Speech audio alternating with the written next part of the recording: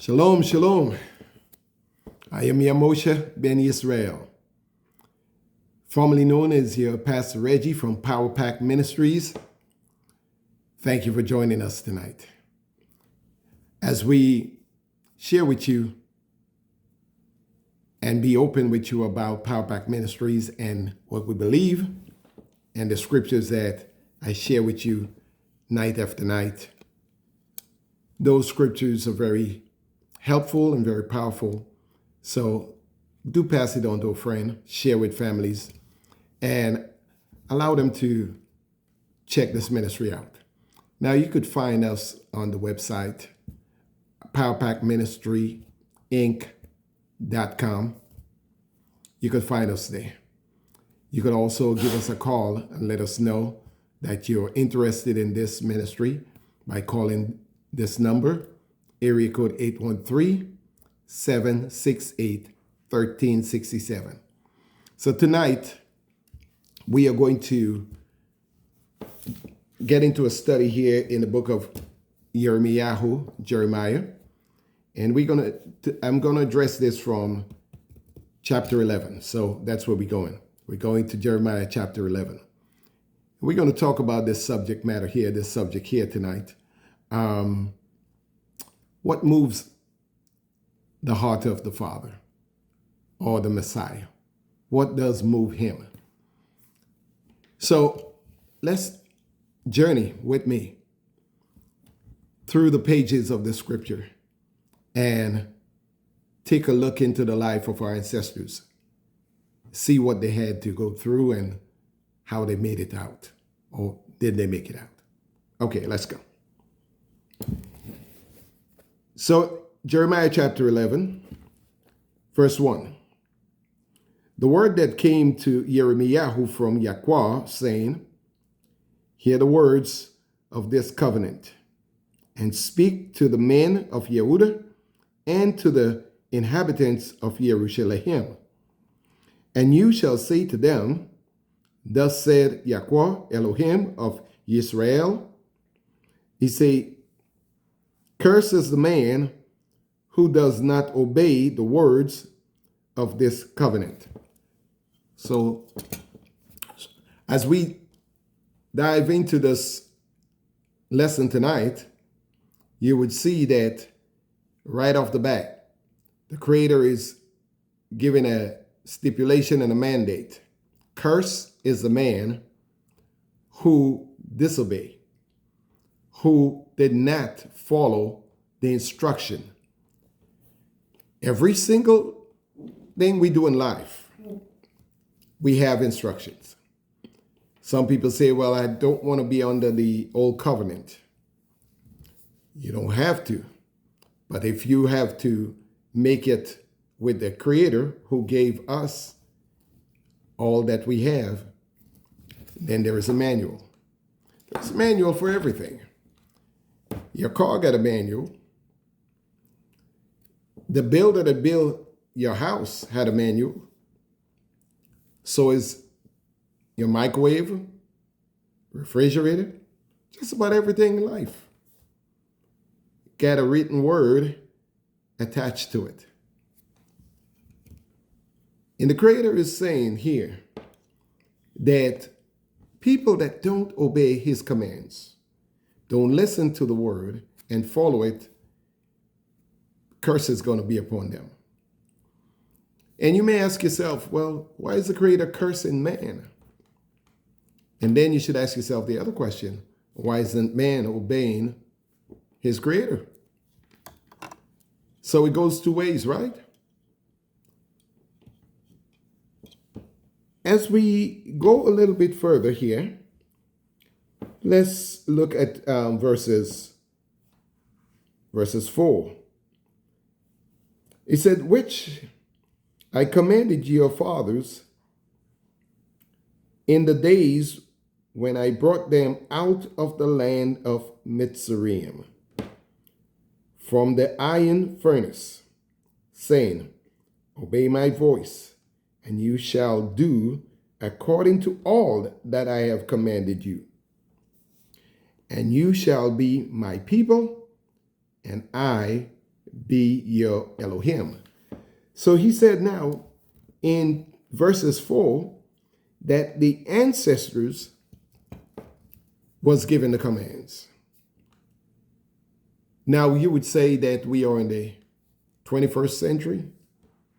Why are we still under those commands?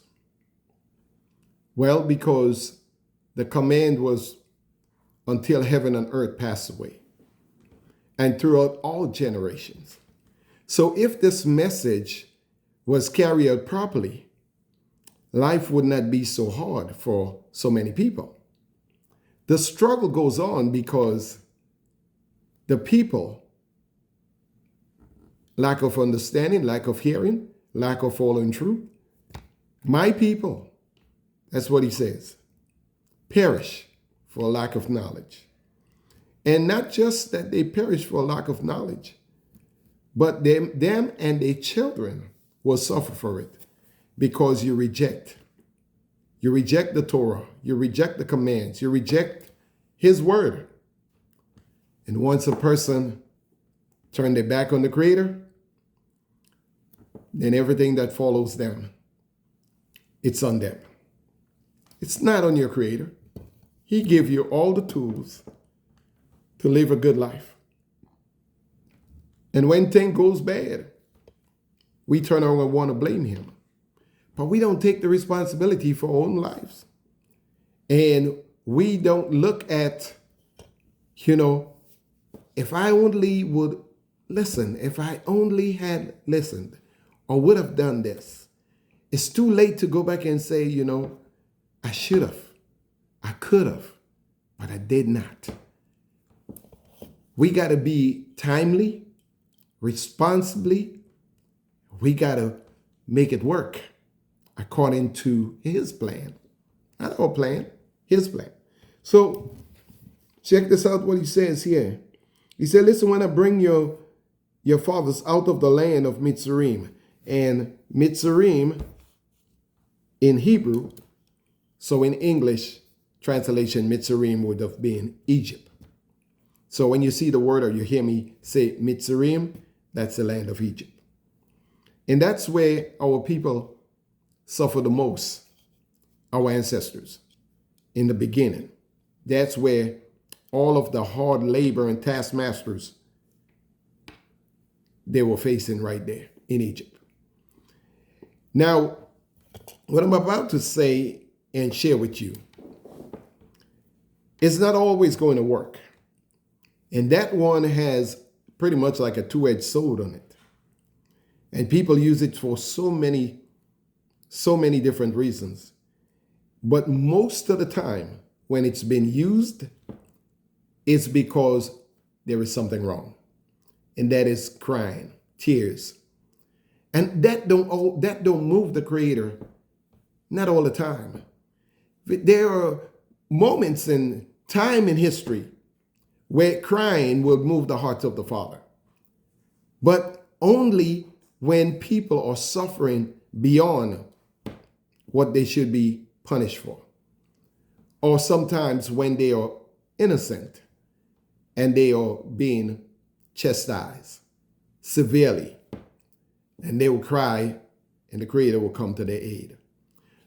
But throughout the history of man, or mankind, men have used crying as a defense, as a crutch, as a protector, as a, and that was very much been manipulated. Tears have been some of our worst enemies.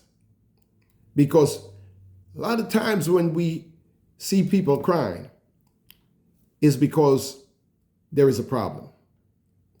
They're hurting, they are disappointed, and most of the time, tears are reflecting something bad, something terrible, something disappointing.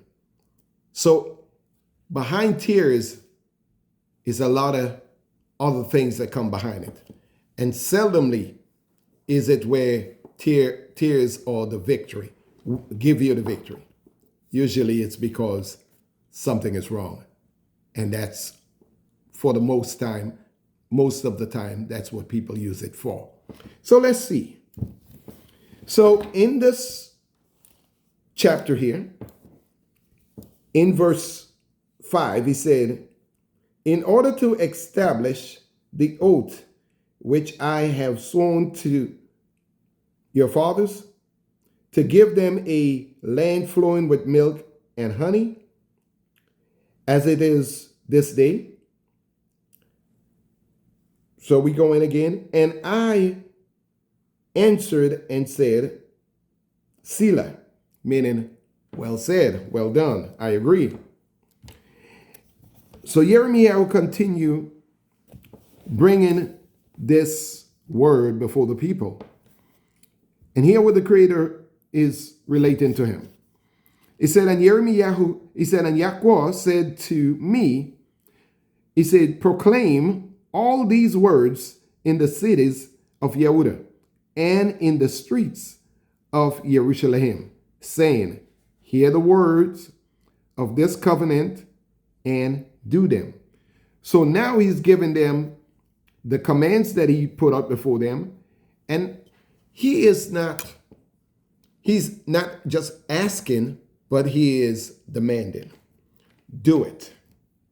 Here is the command. Live by them. Follow them. They will do you good and not evil.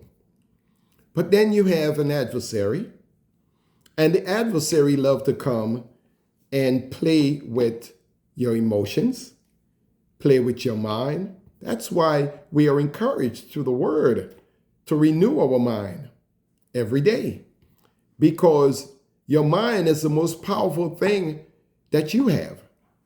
Your mind could do wonders. It could build you up and it could break you down. You have to protect that vital organ that you have, which is called the mind. You have to protect your delta and your beta and your emotions. You got to protect all of it. You got to be in an equilibrium balance and have a harmonious state of life and follow the principles of the word. And you would see greatness, great results coming. But on the other side of that, if you don't follow the ways and the path that the Creator has set before you, life will be much harder. Life would be more intense. And it will not always be pleasant. Struggle will become a friend to you. Hard life will become something that you will maybe experience throughout your life because you are not obedient to your Creator. So let's check this out. Again, remember what I said in the beginning. What moves the heart of the Father or the Son? What moves them? Is it the tears? Or maybe we could find out what that is, what will move the heart of the Father. He's telling us. So in verse 6, he said, and Yahweh said to me, proclaim all these words in the cities of Yehuda and in the streets of Jerusalem, saying, hear the words of this covenant and do them. For I earnestly warned your fathers in the day that I brought them up out of the land of Mitzrayim, there again, Egypt again, until this day, rising early and warning, saying, obey my voice. So he said, listen, not only that I gave them the word, but I was there looking over the word. I was there guiding them with the word, warning them and giving them opportunities and chances to make a good life for themselves. Don't go this way. Don't do that. Follow this path. Listen to my voice. But like people say, and you don't have to buy into that, and I don't. But it's the message behind it. There is a good angel sitting on one's shoulder, and there is a devil sitting on the other. And the good angel over here telling you, don't go that way. No, it is called the Holy Spirit, the Ruach HaKodesh, is still nudging you and letting you know that you still have some form of the Creator in you. And then the enemy comes up and try to rob you from that. And he will try to caress you into moving away from the Creator by being disobedient, hard-headed, stiff-necked, not being obedient. And once we turn away and face the enemy or listen to him, then he start beguiling. You know what the word beguile mean? That means to put you in a trance. So to beguile somebody is to put them basically in a spell. And that's what the devil has been known for. Witches and warlocks and, palm readers and soothsayers and divinations and all sorts of, evil that comes behind what he offers you. Here, take this. You would have a better contract. Do this. You would have a better life. Sacrifice this. And things are going to be good for you and your family. But at what cost? The word said, what will it profit a man if he gains the whole world but suffer the loss of his own soul? What are you giving up to have a moment of wealth and riches? What are you giving up? Because you can't get it back once you give that up. So let's continue here because time is the essence here tonight. Time is of the essence. So we're going to go.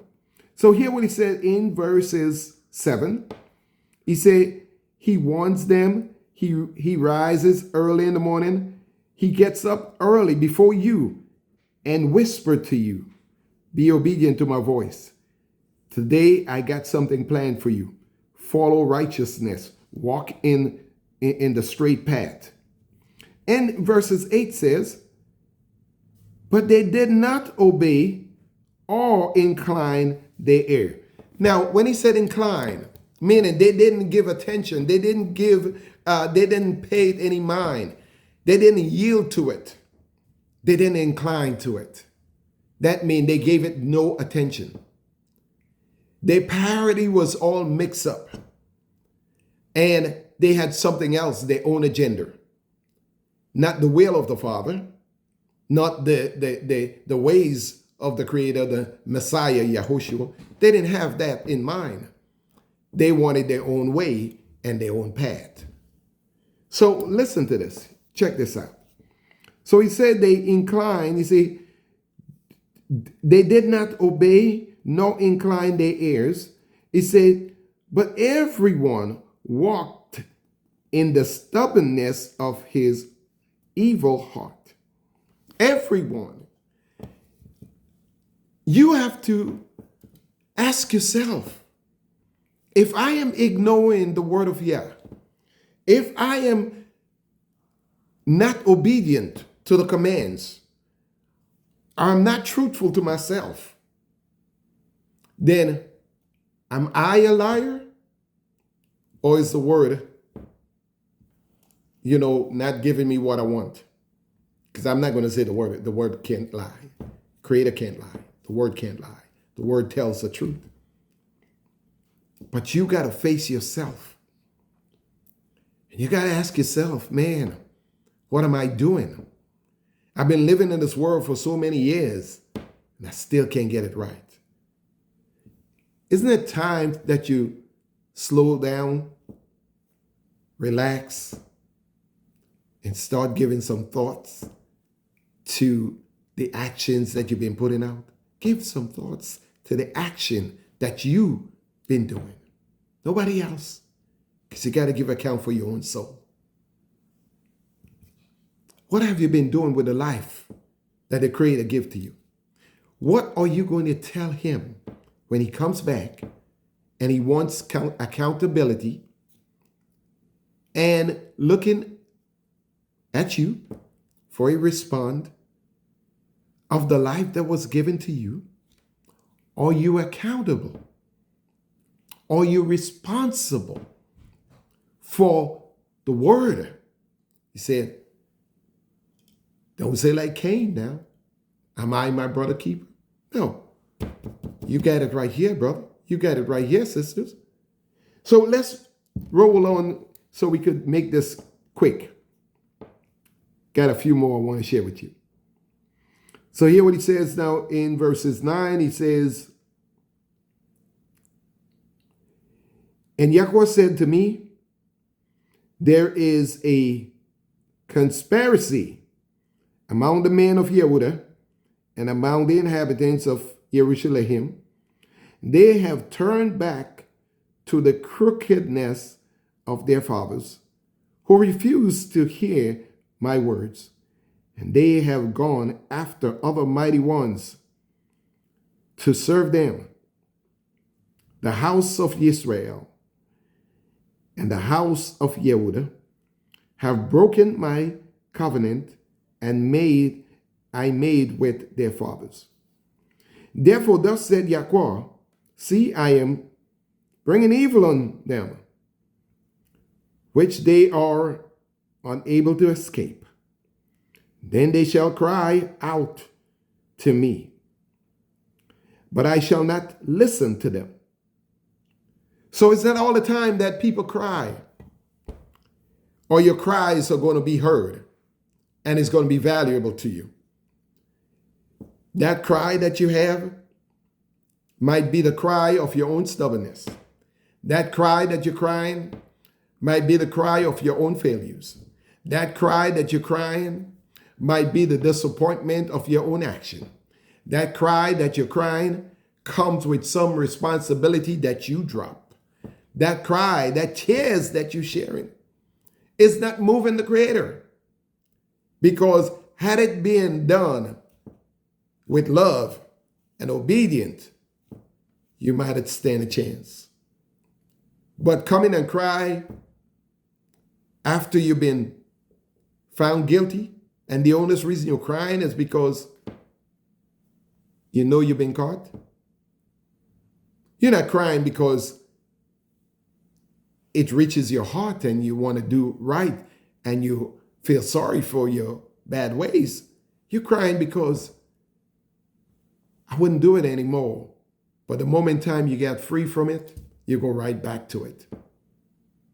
That's not a forgiveness cry. That a cry to say, well, I just want pity.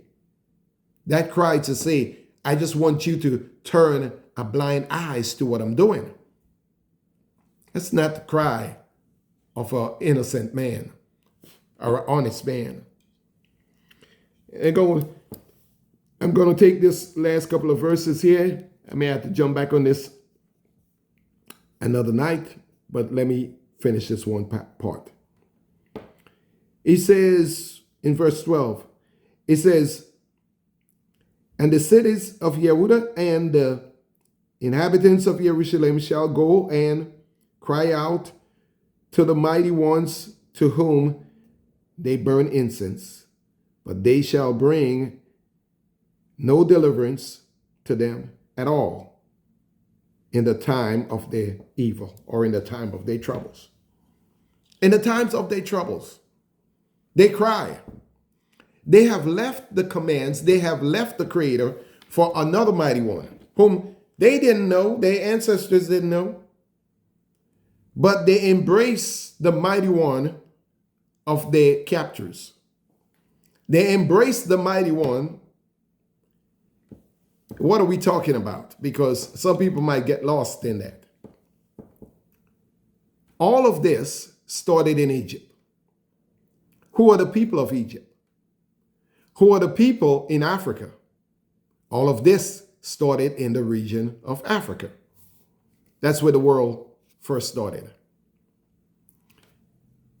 The land that is called the land of Canaan, the land of the Hittites, the land of the Jebusites, the land of the Philistine, that is that body of land to whom another race of people is occupying called Israel. But the faces of the people is different. When they left Africa or Egypt, they were bronze-colored people. And by the time they cross over the Red Sea and get into the Promised Land, they were a whole different race of people. It's a history book. And no one could teach it better than the children of the ancestors that lived the life and the stories that is tell about them. What history that your grandparents have that was not told to you? What history of your great-great-grandfather and grandmother that you didn't know about? And if we continue to live the way we're going in this world, the rest of it might be washed away or been destroyed. So I'm here to stand in the gap, to bring truth back to life, to bring the word back to you, especially the ones that have been scattered, ones that have been lost your identity. Follow the oppressors. Deny your creator. Go after other mighty ones. And then turn your heart completely away from your creator, from your maker. So another man is living your dream. Disobedient have set in and have calcified your heart. The wisdom that we used to get from our pineal gland is being calcified.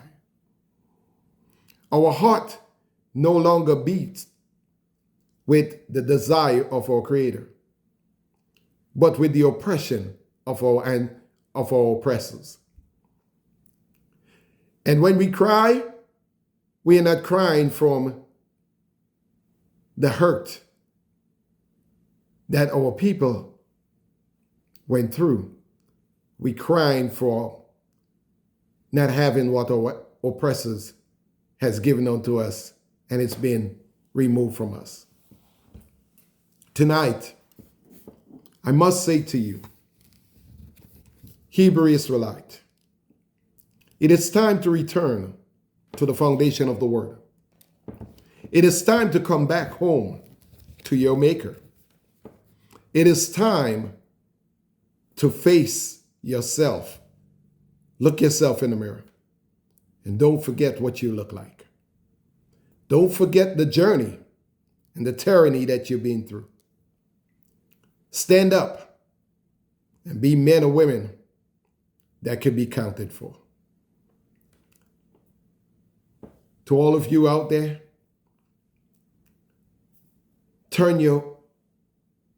that have turned your back to your Creator, turn around again. Come back to your Maker, and He would have mercy on you. But until then, the struggles go on. I am Yamosha ben Israel,